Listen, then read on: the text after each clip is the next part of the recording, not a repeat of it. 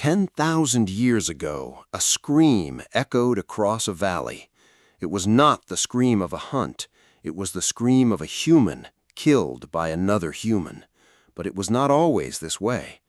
For most of our history, war did not exist.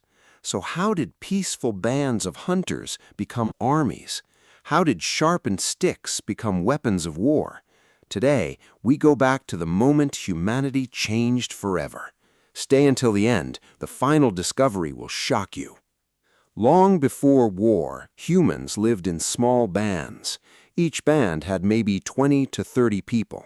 They moved with the seasons. They followed herds of animals. Land had no owners back then.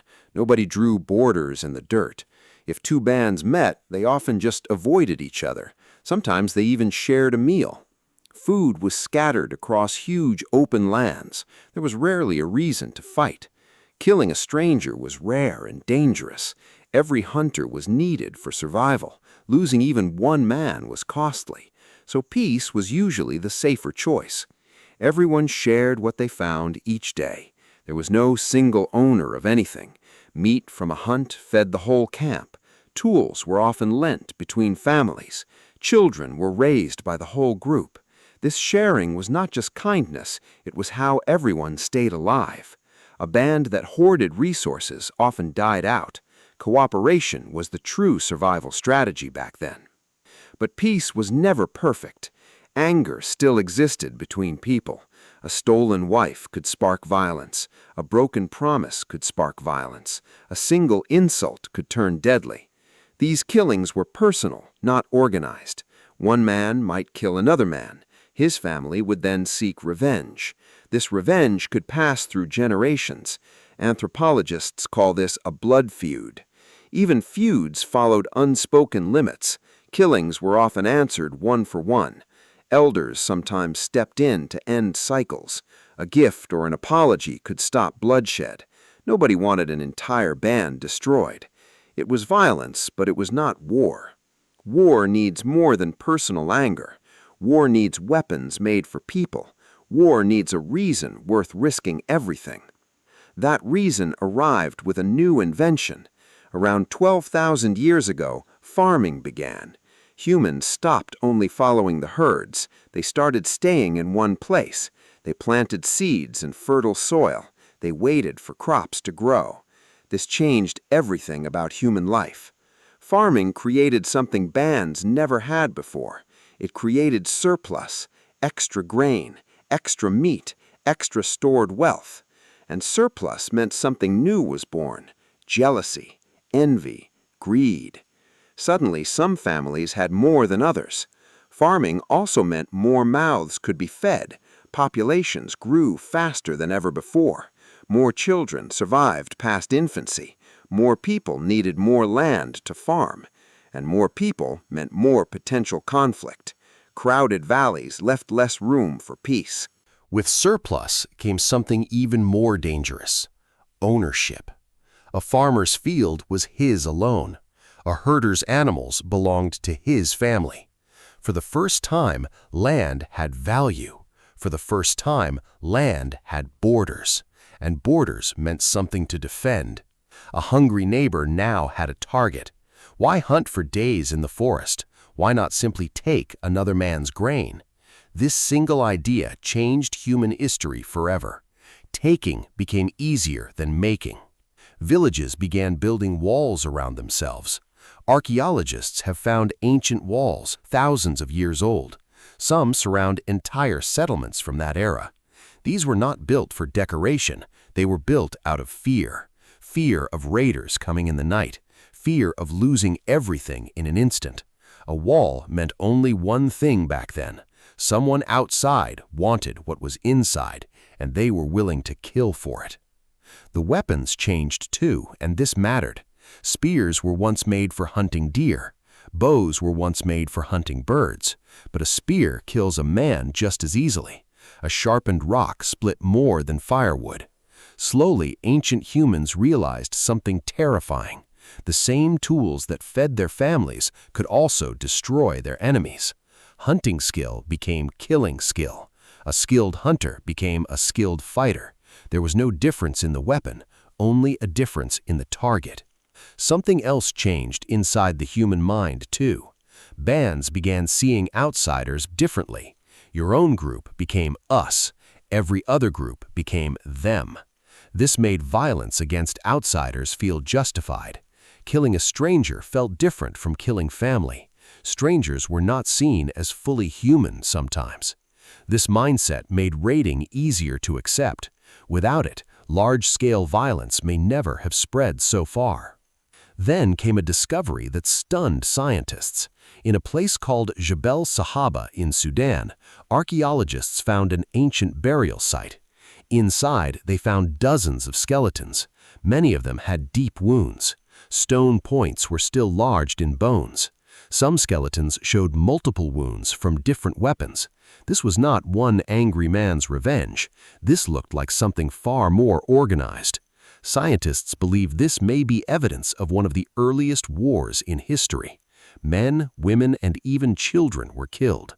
This was not a hunting accident. This was intentional, coordinated violence. This site is not the only clue.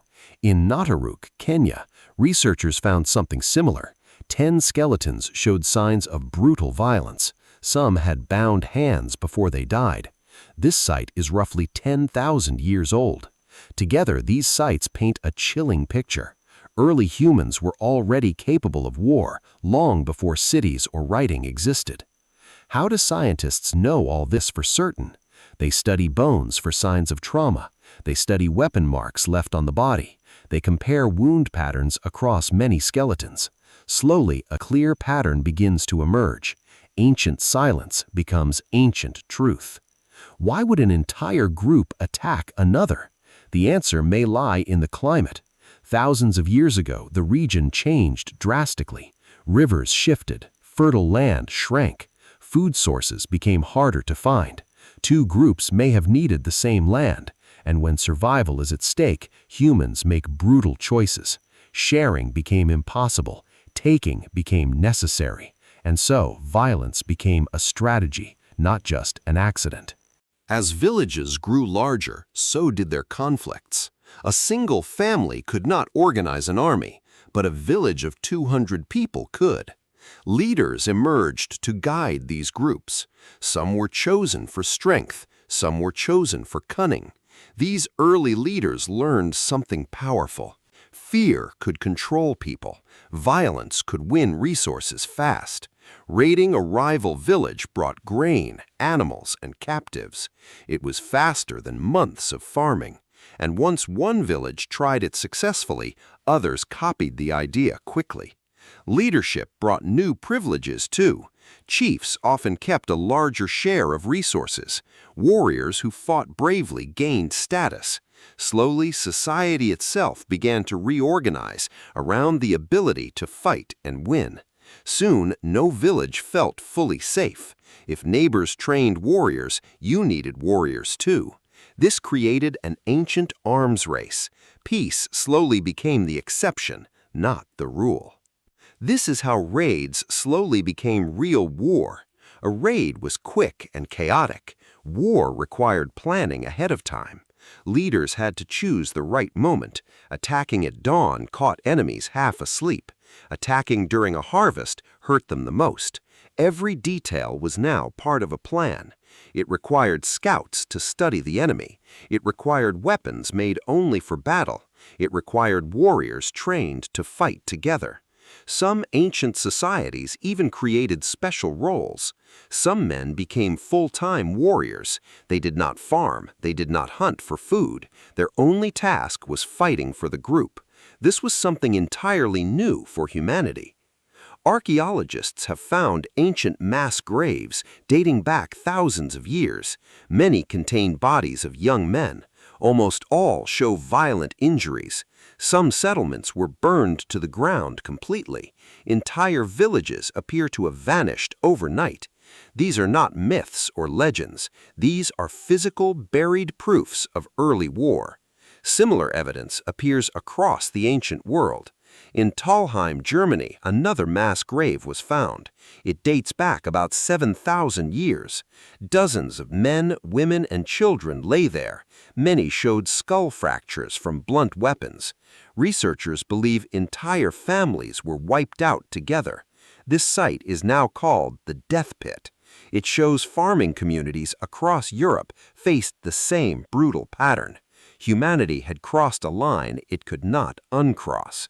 Once war was invented, it never disappeared again. But why did war spread so quickly worldwide? Because war offered something evolution rewards: power, resources, control over land and people. Groups that fought successfully often survived better. They took more land, they took more food, they took captives who became workers. Groups that refused to fight sometimes vanished. Their land was taken by stronger rivals. In a brutal, unforgiving world, war became a tool for survival itself. Weapons kept evolving after this point too. Simple spears became spears with better points. Basic clubs became weapons designed for damage. Some cultures created armor from animal hide. Others built the first wooden shields. Every improvement had one clear purpose: survive the next attack and strike first. Kill the enemy before they kill you. War was no longer just violence. It was becoming a skill, an art, and eventually an industry. As centuries passed, war grew even larger. Bronze replaced stone in many weapons. Chariots gave warriors incredible new speed. Fortresses replaced simple village walls entirely. What began with sharpened sticks became organized machines of conquest. Trade also played a strange role here. As villages grew richer through farming, valuable goods began moving between settlements. Metal, salt, pottery, and livestock all held value, and valuable things always attract danger. Bandits began targeting trade routes directly. Villages began fighting over valuable resources like copper or fertile riverland. Wealth created peace through trade sometimes, but wealth also created reasons to attack. A rich village became a tempting target overnight. Guards and walls could not stop every threat, so wealth had to be protected constantly. By the time early civilizations rose, war had already become deeply human. Egypt, Mesopotamia, and the Indus Valley all show evidence of organized warfare. Massive armies, trained soldiers, kings who led conquests for glory. What started as a stolen handful of grain eventually became empires built on conquest. War also changed how humans told stories. Songs began praising brave warriors specifically. Legends grew around great battles fought. Children grew up hearing tales of conquest. Courage in battle became deeply admired. The invention of war did not just change survival, it changed how humans saw themselves forever. Weapons kept getting more lethal too. The spear thrower, a simple wooden lever, let hunters throw spears twice as far. This same invention made ranged killing far easier. A warrior no longer needed to get close. He could strike an enemy from a safe distance. This distance changed how war itself felt. Killing became less personal and more efficient. Scientists believe this small tool had a massive impact on how deadly ancient conflict eventually became. The scream in that valley 10,000 years ago was only the beginning. So here is the uncomfortable truth. War was not always part of being human. It was invented, slowly, out of necessity, fear, and greed. Farming gave us surplus. Surplus gave us ownership. Ownership gave us borders, and borders gave us something to fight and die for. The very things that helped humanity survive and grow also taught us how to destroy each other. Today, thousands of years later, we still live with that invention. Every border, every army, every ancient ruin with battle scars is a reminder of that first raid. Every fence, every locked door, every guarded border still carries a trace of that first fear. Humanity built farms and villages and civilizations, but we also built something darker alongside them. If you found this story disturbing, imagine living through it. Subscribe for more real stories from humanity's darkest and most fascinating past.